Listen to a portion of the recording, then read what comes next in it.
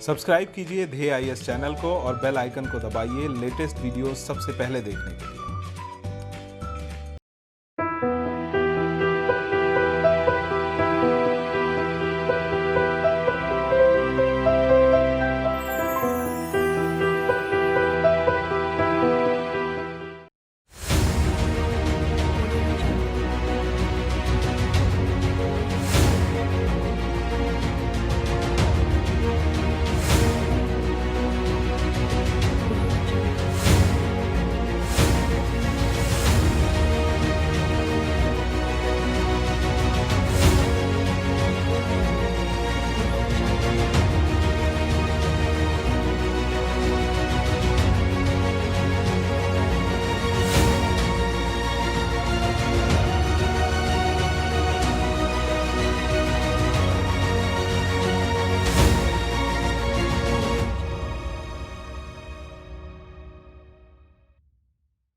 नमस्कार, मैं सुनील वर्मा ध्येय आईएएस टीम की ओर से आपका स्वागत करता हूं ध्येय टीवी पर। हम बात करेंगे डेली करंट अफेयर्स के अपने प्रोग्राम पर, जैसा कि हम प्रतिदिन करते आए हैं। आज की वीडियो में मैं एक स्पेशल टॉपिक डिस्कस कर रहा हूं। मैं इसमें बात करूंगा खालिस्तान एवं रिफरेंडम 2020 या रिफरेंडम 2020 पर।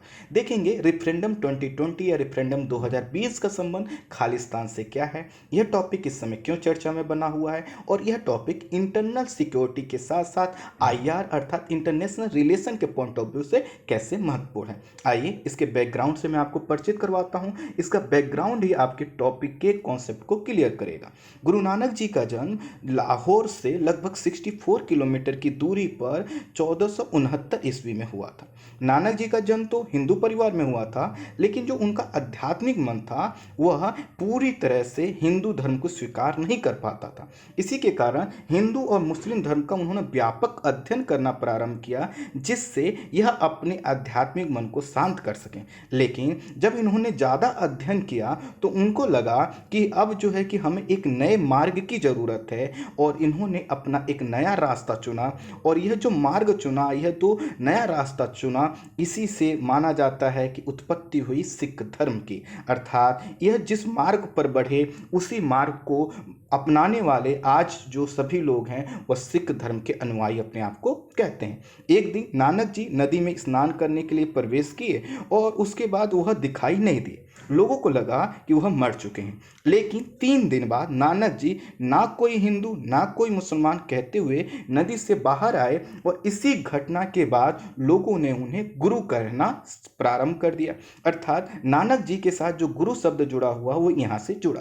गुरु नानक देव जी घूम घूम कर सिख धर्म की जानकारी लोगों के बीच में इन्होंने देना प्रारंभ किया, और यहीं से नींव मजबूत होती चली गई। गुरु नानक जी के बाद जो है कि 9 गुरु और आए जिन्होंने सिख धर्म को बढ़ाया। जो चौथे गुरु थे वह थे गुरु रामदास जी।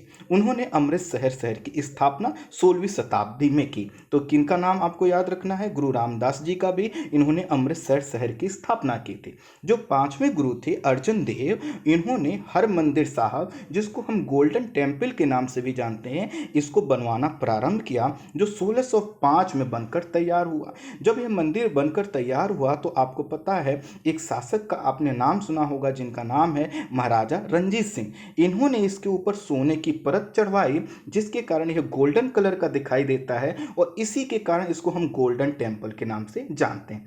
अब देखिए थोड़ा सा मैं जूम कर रहा हूँ, ये रहा आपका गोल्डन टेम्पल। आई होप आप इस इमेज को देख पा रहे होंगे। यह जो मंदिर है यहाँ पर आदि ग्रंथ की स्थापना की गई है, और आदि ग्रंथ क्या है, गुरु नानक देव जी के जो प्रवचन है उनका संकलन है। और इस तरह से यह जो मंदिर है यह सिख धर्म का सबसे पवित्र स्थान है, इसलिए क्योंकि यहाँ पर क्या रखा हुआ, आदि ग्रंथ की स्थापना की गई है। साथ ही साथ इसकी जो पूरा निर्माण किया गया है वह गुरुओं के द्वारा किया गया है। अब हुआ क्या कि धीरे धीरे सिख समुदाय की संख्या बढ़ने लगी, अर्थात उस धर्म की नींव आगे बढ़ने लगी जिसकी नींव डाली गई थी गुरु नानक देव जी के द्वारा। और जब समय आगे बढ़ा तो समय बढ़ते बढ़ते वह समय आ गया जब सिख समुदाय की संख्या बहुत ज़्यादा बढ़ गई, और इन्होंने अपने क्षेत्र अर्थात जहाँ पे यह रहते थे इन्होंने अपने शासन स्थापित किया, और वहाँ पर ये सत्ता पर शासन करने लगे। इसी को आपने सुना होगा एक शब्द सिख मिसल।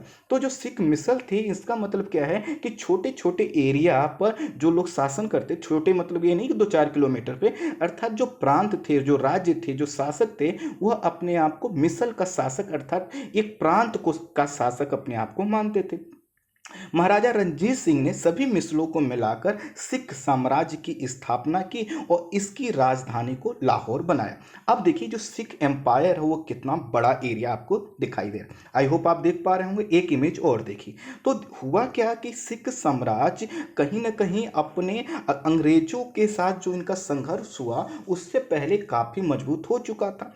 हुआ क्या था कि धर्म के रूप में सिख समुदाय आगे बढ़ा, लेकिन जब उनकी राजनीतिक पकड़ की बात आई तो उन्होंने उसमें भी क्या किया, अपना गौरव बढ़ाया और उसमें भी अपना सत्ता काबिज किया।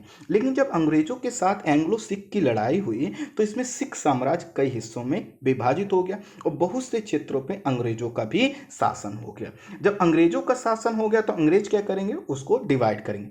अब ये देखिए ये पूरा जो सिख एम्पायर है इसमें कई कलर दिखाई दे रहे हैं। कई कलर यह बताते हैं कि कई जो है कि कहीं ब्रिटिश शासन है, कहीं पर जो है कि जो सिख महाराजा थे उनका शासन है। इस तरह से कई भागों में बट गया। कहाँ पर किसके पास क्या आया ये हमारी अभी इस टॉपिक से नहीं जुड़ेगा। 1920 में अकाली दल की स्थापना हुई जो सिख समुदाय के राजनीतिक अधिकारों का संरक्षण करने का काम करती है। ये सब मैं इसलिए बता रहा हूँ ताकि ये जो खालिस्तान की जो बैकग्राउंड है ये आपका पूरा क्लियर है। तो हम आ चुके हैं 1920 में जब अकाली दल की स्थापना हुई। हुआ क्या ये कि जो अकाली दल क्या कर रहा था, सिख समुदाय जो राजनीतिक अधिकार थे उनका संरक्षण करने का प्रयास कर रहा था। तो कहीं ना कहीं लोगों के बीच इनका इन्फ्लुएंस क्या होगा, ज्यादा होगा। इसी के साथ समय आ जाता है विभाजन का और 1947 में क्या होता है, पंजाब का विभाजन भारत और पाकिस्तान के बीच हो जाता है। इससे क्या हुआ, सिख समुदाय और उनसे जुड़े, ध्यान दीजिएगा, उनसे जुड़े जो पवित्र धार्मिक स्थान थे वो भी क्या हो जाते हैं, विभाजित हो जाते हैं। और इस विभाजन के दौरान कई जो है कि ऐसी घटनाएं होती हैं जिससे सिख समुदाय आहत होता है, दंगों में उनके लोग मारे जाते हैं। तो इनको यह लगा कि यह जो विभाजन के बाद यह जो पूरा बंटवारा हुआ है, ये जो पंजाब दो हिस्सों में बटा है, यह नहीं बंटना चाहिए था। और इसी के बाद क्या हुआ कि आज़ादी के बाद एक सिख बहुल राज्य की स्थापना की मांग की गई। अब आप समझ सकते हैं कि जो मैंने बैकग्राउंड बताया, तो ये जो बैकग्राउंड मिसल वाला था, ये गुरु नानक देव जी जिन क्षेत्रों में या जो 10 गुरु थे जिन क्षेत्रों में जा जाकर उन्होंने अपने धर्म का प्रसार किया, वहां पर सिख समुदाय की पकड़ बढ़ी। तो इनका मांग था कि आज़ादी के बाद जब ये विभाजित हुआ तो इनका मांग था कि जहां पर सिख समुदाय रहते हैं उनको मिलाकर क्या किया जाए, एक सिख प्रांत बनाया जाए, सिख एरिया बनाया जाए। और यह जो मांग थी यह मांग आगे भी बनी रही। और जब 1956 में राज्य पुनर्गठन आयोग किस लिए गठित किया गया था कि राज्यों को किस तरह से छोटे छोटे एरिया में डिवाइड करके कैसे वेल मेंटेन शासन को स्थापित किया जाए। इस समय भी इन्होंने कहा कि हमें एक सिख बहुल राज्य की स्थापना करनी है जहां पर सभी सिख एक स्थान पर रह के अपनी धार्मिक मान्यताओं को अपने साथ जोड़े रखें और उनके ऊपर वह खुद शासन करें अपनी ही मान्यताओं के अनुसार। लेकिन क्या हुआ कि यह जो राज्य पुनर्गठन आयोग था इसने इस मांग को क्या कर दिया, खारिज कर दिया। कि उन्होंने कहा कि नहीं, धर्म के आधार पर इस प्रकार का कोई डिवाइडेशन नहीं हो सकता। दूसरी बात ये भी थी कि ये जो पंजाब वाला जो सिख एरिया की बात कर रहे थे उसमें पाकिस्तान का पंजाब वाला एरिया भी क्या था, शामिल था। तो कहीं ना कहीं बात क्या होगी, अब आगे बढ़ेगी। तो इसके बाद इन्होंने कहा कि ठीक है, अगर हमको एक अलग क्षेत्र नहीं दिया जा सकता तो आप कम से कम हमें अधिक स्वायत्ता दीजिए जिससे हम क्या करें कि अपने ऊपर खुद शासन कर सकें। और इसी के साथ जो है कि कुछ ऐसे भी लोग थे जो कट्टर थे, उन्होंने कहा कि नहीं, हमें सिर्फ स्वायत्ता नहीं चाहिए बल्कि हमें एक अपना ही एरिया चाहिए,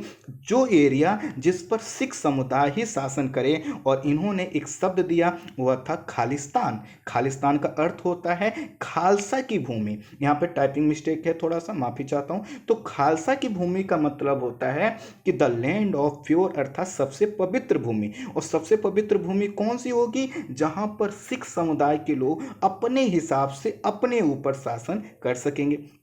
तो यहीं से आज़ादी के बाद से ही अगर देखा जाए तो क्या हुई, खालिस्तान की मांग की जो है नींव पड़ने लगी। खालिस्तान क्या था, एक सिख अलगाववादी आंदोलन उभरा और इसने सिखों को एक संप्रभु अर्थात सॉवरेन स्टेट अर्थात मातृभूमि बनाने की मांग को प्रेरित किया। इन्होंने कहा कि सिख समुदाय की एक मातृभूमि होना चाहिए जो बिल्कुल स्वतंत्र होना चाहिए, जैसे भारत सरकार है ऐसी इनकी अपनी सरकार होना चाहिए। लेकिन चूंकि ये जो खालिस्तान का मुद्दा था यह बहुत जटिल था, बहुत उलझा हुआ था, बहुत हिंसक हो सकता था, इसलिए बहुत बड़ा समर्थक इनको नहीं मिला उस समय। लेकिन कहीं ना कहीं लोगों के बीच खालिस्तान की बात थोड़ा बैठ करने लगी और बहुत से लोग इससे प्रभावित होने लगे। अगर हम 1951 का जो पंजाब देखें, इसमें 1952 लिख गया है गलती से, तो 1951 का अगर पंजाब देखें तो आपको उसमें क्या, पंजाब में कौन सा एरिया दिखाई देगा, आज का पंजाब, हरियाणा और हिमाचल प्रदेश। 1956 में हिमाचल प्रदेश को इससे अलग कर दिया गया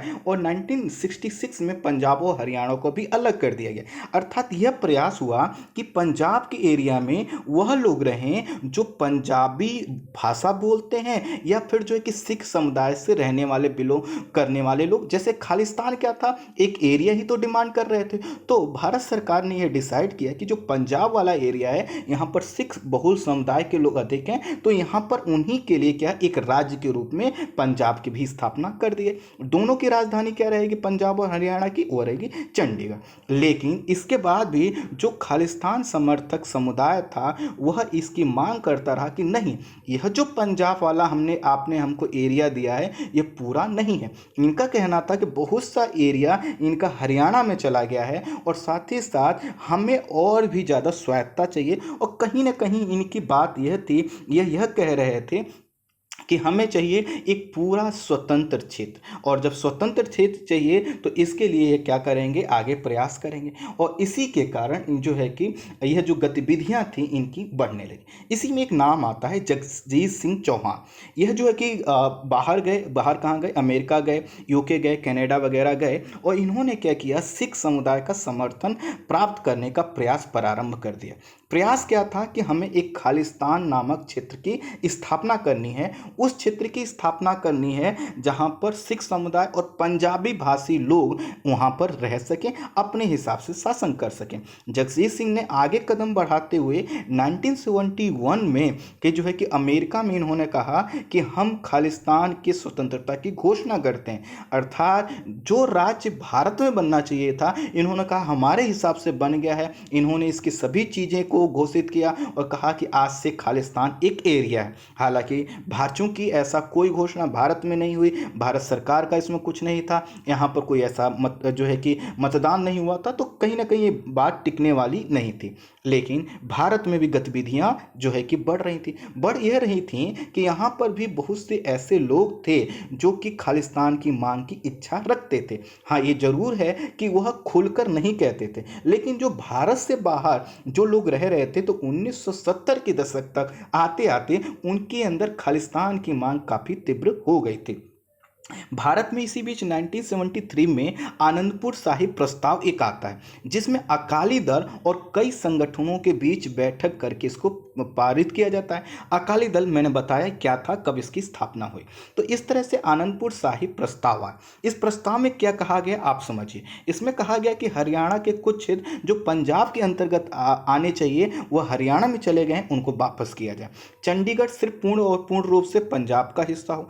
केंद्र सरकार जो है कि अपना जो हस्तक्षेप है वह कम करे और राज्य को अधिक से अधिक स्वायत्ता दे, अधिक से अधिक राज्य को अधिकार मिले। यह बात इन्होंने कहा आनंदपुर साहिब प्रस्ताव में इन्होंने कहा। इंदिरा गांधी ने इसे एक अलगाववादी प्रस्ताव बताया और इसे खारिज कर दिया, क्योंकि इनके दिमाग में था कि यह वही लोग हैं या इसमें बहुत बड़ा समूह वह है जो आगे चलकर कहेगा कि हमें खालिस्तान चाहिए, हमें एक सोवरेन स्टेट चाहिए। खैर, इस मांग को खारिज कर दिया गया। 1975 से लेकर 1977 तक इमरजेंसी का काल रहा पूरे देश में, आपको पता है। और इसके बाद जब चुनाव हुए तो कई स्थानों पर सत्ता परिवर्तन हुआ। सत्ता परिवर्तन केंद्र में भी हुआ और राज्य में भी हुआ, और राज्य में अकाली दल की सरकार बनी। अब ये देखिए, ये वही सरकार है जिसने क्या किया है, आनंदपुर साहिब प्रस्ताव पेश किया है, जिसको इंदिरा गांधी जी ने क्या किया, अस्वीकार कर दिया। तो अकाली दल अब क्या करेगा, अपनी पकड़ मजबूत बनाएगा। जब अकाली दल की सरकार पंजाब में बन गई तो इस समय कांग्रेस ने एक गलत नीति अपनाई। नीति ये बनाई, इसी समय एक व्यक्ति थे जिनका नाम था जर्नल सिंह भिंडरावाले। तो जर्नल सिंह भिंडरावाले को कांग्रेस पार्टी ने कहा कि आप अकाली दल के अगेंस्ट में हम आपको बढ़ाना चाहते हैं, और इसमें मुख्य नाम था संजय गांधी का। अर्थात जो भिंडरावाले थे, इनको संजय गांधी और कहीं ना कहीं इंदिरा गांधी का समर्थन प्राप्त था। इनकी जो छवि थी वह थी कट्टर सिख की। तो कट्टर सिख की जब इनकी छवि थी, और इनको जाना जाता था सेंट सोल्जर, अर्थात ऐसे संत जो सोल्जर की तरह दिखते हैं, जो कार्य करते हैं। कहीं ना कहीं आगे चलकर यही जो व्यक्ति है आगे कांग्रेस के लिए क्या है, चुनौती खड़ी करने वाला था। लेकिन उस समय कांग्रेस ने नहीं समझा। अकाली दल को पीछे छोड़ने के लिए इन्होंने जिस व्यक्ति का यूज किया वह था भिंडरावाले। हुआ क्या, समय आगे बढ़ा। 1980 में पंजाब में कांग्रेस की सरकार बनी और मुख्यमंत्री बनाया गया दरबारा सिंह। तो जो मुख्यमंत्री दरबारा सिंह थे, यह जो भिंडरावाले की गतिविधियां थी उनसे कहीं ना कहीं ये नाखुश थे, और नाखुश होने के कारण यह चाहते थे कि यह जो भिंडरावाले की हिंसक गतिविधियां हैं उन पर लगाम लगाई जाए। लेकिन समर्थन किसने दिया था? कांग्रेस ने दिया था, और वो भी सुप्रीम पावर के द्वारा दिया गया था। इसके कारण यहाँ के मुख्यमंत्री ने जो है कि दरबारा सिंह ने कुछ उसमें बहुत ज़्यादा एक्शन नहीं लिया। लेकिन धीरे धीरे भिंडरावाले और उनके समर्थकों ने जो है कि अपनी हिंसक गतिविधियों को बढ़ाना प्रारंभ कर दिया, और वह ऐसे लोगों को निशाना बनाते थे जो उनके विचारों के विपरीत हों, या फिर जो है कि उनकी आइडियोलॉजी के खिलाफ काम करते हों, और जिनका कद बड़ा हो। कई ऐसे बड़े नाम आते हैं जिनकी हत्या भिंडरावाले और उसके समर्थकों ने की, और इस तरह से एक हिंसक दौर प्रारंभ हुआ।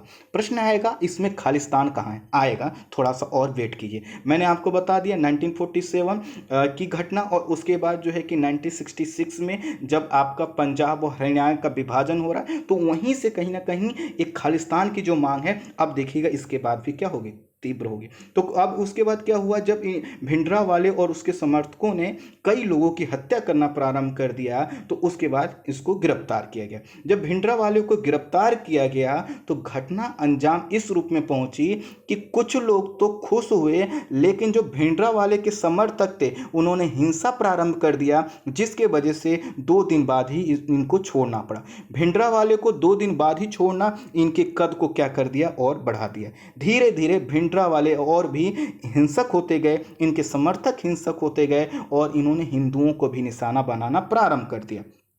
इसी बीच एक महत्वपूर्ण घटना हुई कि भिंडरावाले के समर्थक हरविंदर साहब अर्थात गोल्डन टेम्पल के कॉम्प्लेक्स में प्रवेश गए, यहीं पर रहने लगे, और यहाँ से कई प्रकार की हिंसक गतिविधियों को अंजाम देने लगे। एक घटना का मैं आपको जिक्र करना चाहूँगा। अप्रैल 1983 में DIG ES अटवाल की हत्या गोल्डन टेम्पल की सीढ़ियों पर कर दी गई। लेकिन आपको जानकर आश्चर्य होगा कि वहाँ पर जो लोकल पुलिस थी वह इतनी खौफ खाती थी कि वहाँ पर 2 से 3 घंटे बाद उनकी बॉडी को वहां से हटाया जा पाया। तो यह था जो भिंडरावाले और उसके समर्थक थे उनका प्रभाव, और यह कहीं ना कहीं यह वही लोग थे जो खालिस्तान की मांग को लेकर आगे बढ़ रहे थे। धीरे धीरे भिंडरावाले और उसके समर्थकों ने गोल्डन टेम्पल के अंदर बड़ी मात्रा में हथियार इकट्ठे करने प्रारंभ कर दिए, और जब हथियार इकट्ठे प्रारंभ कर दिए तो उन्होंने एक स्थान चुना, और वह था अकाल तख्त। मैं इस इमेज को थोड़ा सा जूम कर रहा हूँ, इस इमेज को देखिए जो दरबार साहिब है वह बिल्कुल बीच में है, ठीक है, और उसके बाद थोड़ा सा पूरब की ओर देखिए तो अकाल तख्त दिखाई देगा। तो जो ये अकाल तख्त है, आपको मैं ये देखिए, आप थोड़ा सा एकदम पूरब की ओर देखिए अकाल तख्त। ये जो अकाल तख्त था, यहाँ पे इन्होंने क्या कर लिया, कब्जा कर लिया। अकाल तख्त पर कब्जा करने का मतलब ये है कि यहाँ पर उस व्यक्ति का शासन होता है जो सिख समुदाय का प्रतिनिधित्व करता है, और यह जो कब्जा करने वाले लोग थे यह मांग कर रहे थे कि इन्हें स्वायत्तता चाहिए, इन्हें स्वतंत्रता चाहिए, इन्हें एक ऐसा क्षेत्र चाहिए जिस पर यह अपना शासन कर सकें, और इनके पीछे पूरा जो कॉन्स्पिरेसी थी, पूरा जो विचार था वह था खालिस्तान का।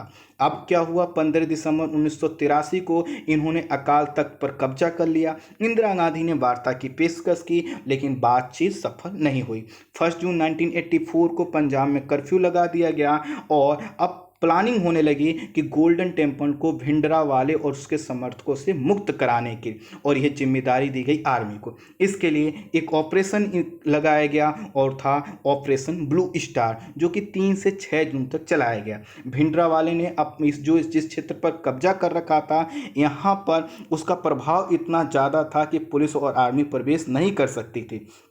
और हुआ क्या कि इसी बीच जो मैंने आपको घटना बताया कि पूरी घटना कब से हो रही, 3 से 6 जून के बीच। 3 जून को एक दिन था और वो था गुरु अर्जुन देव की शहीदी दिवस का दिन, और यहाँ पर बड़ी संख्या में समर्थक और उन श्रद्धालु दर्शन करने आए थे। इन सभी को भिंडरावाले के समर्थकों ने रोक दिया, जिससे आर्मी कोई भी गतिविधि करे तो यह इसका ढाल बना सकें। और 5 जून को संघर्ष बढ़ गया, लेकिन जो स्टार्टिंग में भिंडरावाले उसके समर्थक थे उनको वो काफ़ी बढ़त मिली। इनके पास जो है कि टैंक नाशक गन थे, रॉकेट लॉन्चर थे, मशीन गन थे, यहाँ तक कि इनके पास स्नाइपर भी थे जो दूर से जो है कि आर्मी पर हमला कर सकते थे। 6 जून को आर्मी ने टैंक का सहारा लिया और अकाल तख्त पर हमला किया और इस पर नियंत्रण स्थापित कर लिया। अब देखिए यहाँ पर जब जो पूरी घटना हो गई तो बहुत सा बड़ा वर्ग ऐसा था जो अभी तक खालिस्तान की मांग को नहीं मानता था, लेकिन जब यहाँ पर उनके धार्मिक स्थान पर भिंडरवाला से इस चीज़ को खाली करवाने के लिए आर्मी का प्रवेश कराया गया और साथ ही साथ उनका बहुत सा एरिया जो है कि इसके वजह से नष्ट हुआ, उसको जो है कि क्षति पहुंची, तो बहुत से सिख समुदाय के लोग यहीं से क्या हुए, फिर से उनके अंदर जो अपना एक खालिस्तान का एरिया था उसकी मांग फिर से पैठ करने लगी। अर्थात अब वह क्या कहने लगे कि हमें खालिस्तान इसलिए चाहिए क्योंकि हम अपनी चीज़ों को अपने हिसाब से कंजर्व कर सकते हैं, प्रोटेक्ट कर सकते हैं और हमारी किसी चीज़ पर कोई हमला नहीं कर पाएगा। तो पहली घटना 1947, उसके बाद उन्होंने क्या किया कि खालिस्तान के लिए कहा कि हमें पंजाब, एक ऐसा पंजाब चाहिए जिसमें हमारा शासन हो। फिर 1966 जब हरियाणा के साथ डिवाइडेशन हुआ वो घटना, और उसके बाद यह घटना, इन सभी घटनाओं को आज के जो खालिस्तान समर्थक हैं वो दिखाते हैं। उसके पीछे कई तरह की कहानियां गढ़ते हैं कि ऐसा हुआ सिख समुदाय के साथ। खैर यहाँ पर नियंत्रण तो स्थापित कर लिया गया, लेकिन इसके बाद जो है कि इंदिरा गांधी की हत्या होती है, सिखों पर हमले होते हैं और यहीं से जो अलगाववादी हैं सिखों पर जो हुए हमले हैं इनको अपनी मांग के रूप में कैश करना प्रारंभ करते हैं। इन सब के बाद जो है कि जो खालिस्तान अलगाववादी समूह था उसको सिखों के भावनाओं को कैश करने का मौका मिला और उन्होंने अपनी गतिविधियों को बढ़ा दिया। भारत में वो नहीं ऐसा कुछ कर सकते थे, इसलिए उन्होंने चुना अमेरिका, कनाडा, ब्रिटेन और अन्य देशों को। वहाँ पर जाकर वह क्या करने लगे, खालिस्तान के समर्थन में सिख समुदाय को जोड़ने लगे। और इसी में समय आता है वर्ष 2018 का, और वर्ष 2018 का समय आया तो उन्होंने क्या किया, एक संगठन है जिसका नाम है सिक्स फॉर जस्टिस SFJ, और इन्होंने कहा कि हम एक मुहिम चलाएंगे और ये मुहिम है रेफरेंडम 2020 या रेफरेंडम 2020। SFJ एवं रेफरेंडम 2020 का उद्देश्य है एक संप्रभु पंजाब राज्य की स्थापना करना, और इसके लिए किन घटनाओं को जिम्मेदार ठहराते हैं, क्या कहते हैं कि हमारा जो धर्म है, हमारी जो मान्यता है, हमारे जो पंजाबी बोली है, हमारी जो संस्कृति है उसको हमें प्रोटेक्ट करना है, उस धर्म को बचाना है जो कि कौन सा था, जो गुरु नानक जी की परंपरा से चला आ रहा है। और ये तभी हो सकता है जब हमारे पास एक संप्रभु सॉवरेन पंजाब राज्य हो। और यह कहते हैं कि हमें जब तक ऐसा नहीं हो जाता तब तक हमारे ऊपर अत्याचार होते रहेंगे। और ये क्यों कहते हैं कि यह घटनाओं को दिखाते हैं कि कैसे ऑपरेशन ब्लू स्टार, उसके बाद सिख आंदोलन जो है उभरे, और उसके बाद जो दंगे हुए वगैरह वगैरह, कुछ अपने हिसाब से मनगढ़ंत कहानियों को लेकर आगे बढ़ते हैं। लेकिन सबसे बड़ी बात यह होती है कि जो अमेरिका है, कनाडा है, UK है, वहाँ पे बहुत बड़ी संख्या हमारे यहाँ के लोगों की रहती है, सिख समुदाय के लोगों की रहती है जो भारत के प्रति लॉयल हैं। लेकिन इसी में से एक वर्ग ऐसा है जो खालिस्तान की मुद्दे को लेकर आगे बढ़ता है। भारत में SFJ अर्थात सिक्स फॉर जस्टिस को प्रतिबंधित किया गया है और इसके संस्थापक को आतंकी घोषित किया गया है। यहाँ पर इनकी वेबसाइट नहीं खुल सकती है और ना ही किसी प्रकार के अकाउंट यहाँ से ऑपरेट हो सकता है, लेकिन फिर भी यह काम करते हैं। और काम किसके लिए करते हैं? रेफरेंडम 2020 के लिए। 13 जून 2014 को न्यूयॉर्क में इन्होंने पहली रैली की थी रेफरेंडम 2020 के संदर्भ में। उसके बाद कनाडा, अमेरिका, यूरोप के विभिन्न देशों में इन्होंने कई प्रकार की रैलियां की। भारत सरकार ने अमेरिका, कनाडा और यूके से इन रैलियों को प्रतिबंधित करने की मांग की, लेकिन इन देशों ने अभिव्यक्ति की आज़ादी का हवाला देते हुए ऐसा करने से मना कर दिया। कई बार इसी के कारण भारत और कनाडा के संबंध काफ़ी जो है कि तनावपूर्ण हुए और उसके पीछे कारण यह है कि कनाडा इनकी गतिविधियों का बहुत बड़ा केंद्र है और कनाडा में जो है कि सिख समुदाय की संख्या भी क्या है? काफ़ी ज़्यादा है। जैसे अगर आप वर्ष 2018 का हम एक उदाहरण आपको बताएं कि यहाँ के जो प्रधानमंत्री जस्टिन ट्रूडो थे, जब वो भारत दौरे पे आए तो यहाँ पर बहुत ज़्यादा उनको महत्व नहीं मिला, लेकिन कहीं ना कहीं भारत ने कहा कि जो है कि कनाडा की भूमि का प्रयोग जो यहाँ के अलगाववादी हैं वो समूह करते हैं, इसको पर कनाडा को काम करना चाहिए, इसको रोकना चाहिए। जो ये एसएफजे है, इसको पाकिस्तान, चीन, कश्मीर के अलगाववादी सभी का समर्थन मिलता है, अर्थात वह ग्रुप समर्थन करते हैं जो कि भारत विरोधी हैं।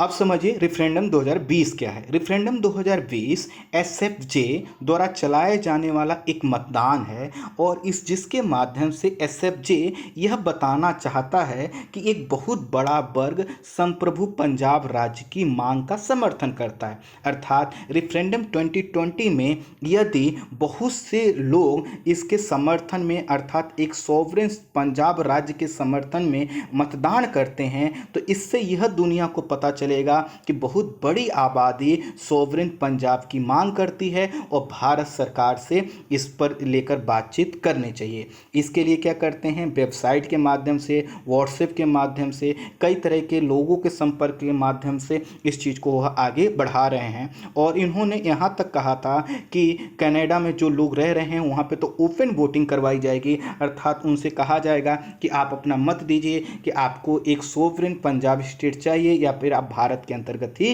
रहना चाहते हैं। भारत हर तरह से इस अलगाववाद को रोकना चाहता है, लेकिन फिर भी नए नए हथकंडों के माध्यम से ये प्रक्रिया आगे बढ़ती है। इन्होंने रेफरेंडम 2020 के लिए एक रशियन डोमेन की वेबसाइट का निर्माण किया है और इस पर यह चाहते हैं कि अधिक से अधिक लोग क्या करें? मतदान करें। और इनकी अपील ये है कि जब अधिक लोग पंजाब के लिए मांग करेंगे तो इसको आगे चलकर वह कैश करेंगे। अब देखिए, पहली बात तो यह है कि रसिया के साथ हमारे संबंध अच्छे हैं और रशियन डोमेन पर वेबसाइट का बनना हमारे लिए थोड़ा सा चिंताजनक है।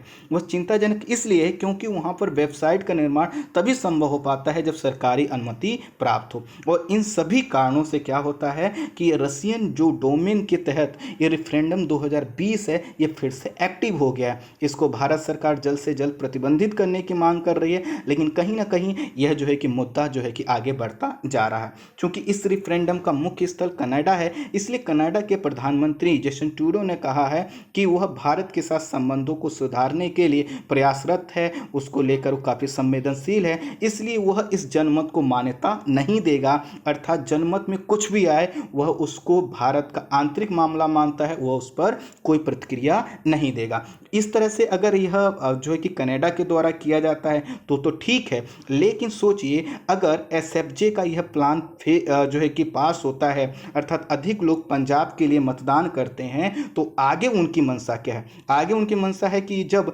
अधिक लोग मतदान करेंगे तो इस मुद्दे को यूनाइटेड नेशंस में उठाएगा और यूनाइटेड नेशन के माध्यम से वह कहेंगे कि भारत पर वह दबाव डाले कि भारत में इसके लिए क्या हो? मतदान हो। और वह ऐसा इसलिए चाहता है क्योंकि यूनाइटेड नेशन चार्टर का अनुच्छेद 1 और international covenant on civil and political rights अर्थात ICCPR यह घोषित करता है कि सभी व्यक्तियों को यह अधिकार है कि वह डिसाइड कर सकते हैं कि उन्हें किस सत्ता के द्वारा शासित होना है। लेकिन ध्यान दीजिएगा कि यह जो आगे लोग डिसाइड करेंगे किस सत्ता के द्वारा उनको शासित होना है, ये तभी हो सकता है जब मतदान वहाँ पर हो जहाँ की यह मांग की जा रही है, ना कि भारत से बाहर। अर्थात अगर यह जो पूरा रेफरेंडम कहीं भी विश्व में कितना भी पॉपुलर हो जाए, यह तब तक यूनाइटेड नेशंस की मान्यताओं के अनुसार खरा नहीं उतरेगा जब तक कि यह मतदान भारत में ना हो। क्योंकि भारत में यहाँ पर कोई भी इस चीज़ की डिमांड नहीं करता है, यहाँ पर सभी लोग ये चाहते हैं कि हमें भारत के साथ संबंधों को बना के रखना है। इसलिए अधिकांश लोग यह मानते हैं कि यह कुछ भी सफल नहीं हो पाएगा। लेकिन हाँ, इंटरनेशनल मीडिया में और साथ ही साथ इंग्लिश के न्यूज़पेपर में यह मुद्दा काफ़ी बना हुआ है। आने वाले समय में देखना होगा कि आखिर ये रेफरेंडम 2020 किस तरह से रोका जा सकता है, भारत सरकार इसके लिए क्या कदम उठाती है। कहीं ना कहीं यह वह समय है जब अलगाववादी समूह कोरोना वायरस के दौर में एक नई चुनौती हमारे सामने उपस्थित कर रहे हैं। तो आज की वीडियो में इतना ही। Thank you so much.